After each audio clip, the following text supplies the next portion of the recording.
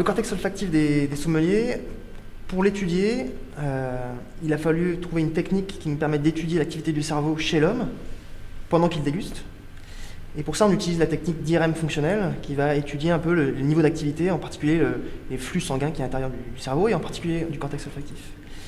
Et ce que les personnes ont observé, c'est que quand le sommelier, dans l'IRM fonctionnel, va percevoir des odeurs, les patrons d'activation au niveau du cortex olfactif, donc les zones d'activation, sont différentes d'une personne naïve qui n'a pas eu une expérience olfactive particulière.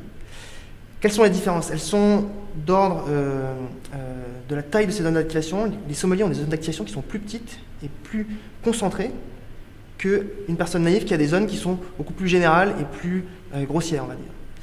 Et ça a été surprenant comme découverte, puisqu'on imaginait exactement l'inverse. On s'imaginait qu'une personne qui a un cerveau olfactif plus développé aura une zone d'activation plus forte. Et c'est l'inverse. Comment on interprète ça? On interprète ça de cette manière. On pense que la résolution olfactive dans le cortex olfactif des sommeliers, elle est meilleure, elle est plus précise.